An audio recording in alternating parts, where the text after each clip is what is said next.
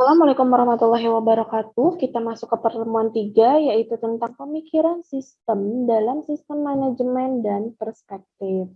Di mana tujuan dari pembelajaran ini adalah mampu menjelaskan konsep pemikiran sistem dalam sistem manajemen dan perspektif, memahami dan mampu menyelesaikan konsep pemikiran sistem dalam sistem manajemen dan perspektif. Ini adalah tujuannya. Kemudian, topik yang akan dibahas apa saja ada teori sistem umum, konsep dan filosofi sistem dalam manajemen, dan sistem perspektif. Lalu ada teori sistem umum. Apa sih sistem itu atau apakah sistem itu? Yaitu kumpulan elemen yang bekerja bersama untuk mencapai tujuan yang diharapkan.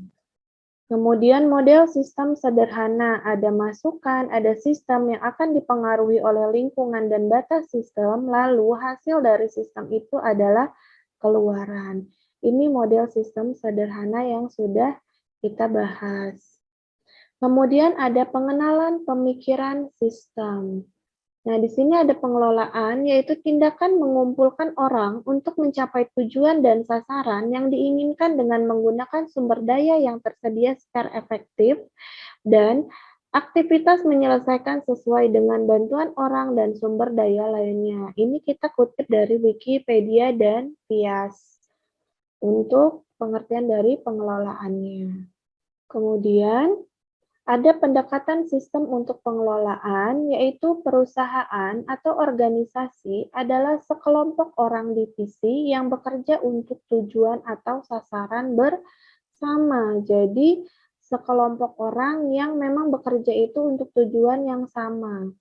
Lalu ini ada skemanya, yaitu ada masukan, proses, dan keluaran, di mana masukan itu termasuk dari bahan baku, sumber daya manusia, modal, teknologi, informasi. Sedangkan proses ada aktivitas karyawan, kegiatan manajemen teknologi dan metode operasi, serta keluarannya produk dan layanan, hasil keuangan, informasi, dan hasil manusia tetap dipengaruhi oleh masukan dan lingkungan. Ini adalah skema sebuah sistem. Kemudian ada 7 elemen, yaitu ada input, planning, organizing, staffing, leading, controlling, dan output. Ini adalah 7 elemennya. Kemudian selain itu juga 7 elemen ada strategi, ada struktur, sistem, style, share value, skill, dan staffs. Kemudian ada fungsi manajemen, ini adalah circle yang akan terus berputar, ada perencanaan, lalu mengarahkan, kemudian pengorganisasian, lalu kepegawaian, dan mengontrol. Ini akan terus berputar. Lalu ada peningkatan sistem, di mana kunci konsepnya ada sistem ujung terbuka dan tertutup, ada subsistem, ada sinergi, batas yang ditentukan, mekanisme umpan balik, multidisiplin, dan pertimbangan seluruh sistem. Kemudian, ada kontribusi pendekatan sistem untuk manajemen, yaitu manajer memiliki pandangan yang lebih baik tentang manajemen, kemudian fokus pada saling ketergantungan dari berbagai bagian organisasi dan lingkungannya, lalu perkiraan konsekuensi dan rencana tindakan. Ini adalah kontribusi dari sebuah pendekatan. Terus ada problem solving instead of piecemeal, yang artinya sebagai sebuah metode perencanaan kerja yang meliputi penilaian, identifikasi masalah, perencanaan, implementasi, dan evaluasi. Kemudian ada viewpoint dan sistem perspektif. Ini adalah yang akan kita bahas selanjutnya, di mana desain sistem adalah cara memahami dan menstrukturkan dunia nyata menjadi sebuah sistem yang mampu memberikan gambaran menyeluruh dan transparan guna melakukan analisis dan memberikan rekomendasi. Ini adalah desain sistem. Kemudian ada pandangan atau viewpoint-nya.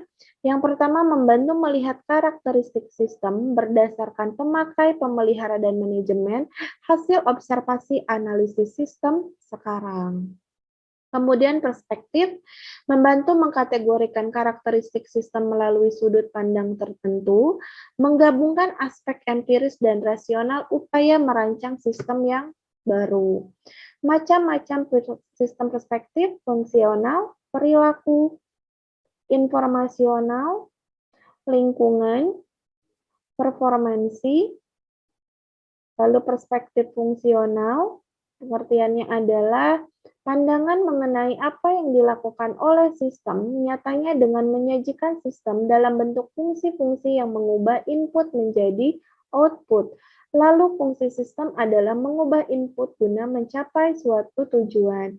Perspektif perilaku yaitu pandangan tentang apa yang menjadi sifat temporal atau kesementaraan sistem, perbedaan perilaku, status, dan kejadian yang menyebabkan perubahan status. Kemudian perspektif informasional, yaitu pandangan mengenai fakta sistem, definisi dari informasi yang relevan, dan hubungan antara berbagai potongan-potongan informasi yang penting untuk mencapai tujuan. Lalu mencoba menentukan apa yang dibutuhkan oleh lingkup dari aliran data dan informasi suatu sistem. Memberikan deskripsi teliti, akurat, dan ringkas tentang kebutuhan informasi sistem yang nyata. Kemudian perspektif lingkungan, yaitu pandangan mengenai sifat relatif pada batas lingkungan sistem tertentu yang dapat dipandang sebagai bagian sistem itu sendiri. Kemudian perlu pendefinisian sistem dan stimulus dan respon, di mana stimulus adalah pengaruh lingkungan terhadap sistem, sedangkan respon adalah pengaruh sistem terhadap lingkungan. Kemudian perspektif performansi, yaitu pandangan tentang ukuran ketercapaian tujuan sistem, lalu mencakup kriteria dan indikator keberhasilan serta standar numeriknya, dan performansi.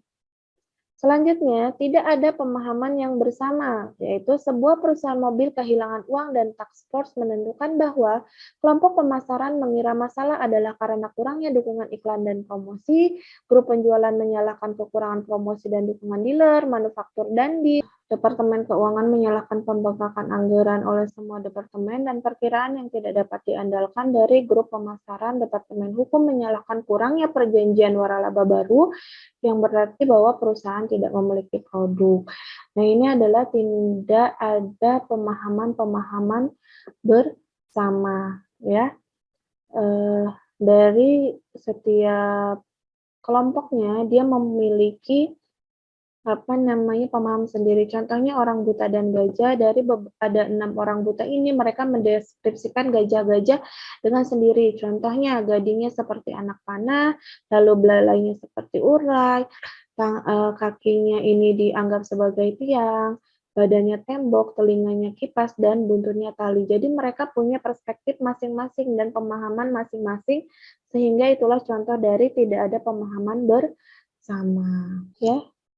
Sekian penjelasan dari saya untuk pertemuan ketiga ini. Saya sampai ketemu lagi minggu depan. Assalamualaikum warahmatullahi wabarakatuh.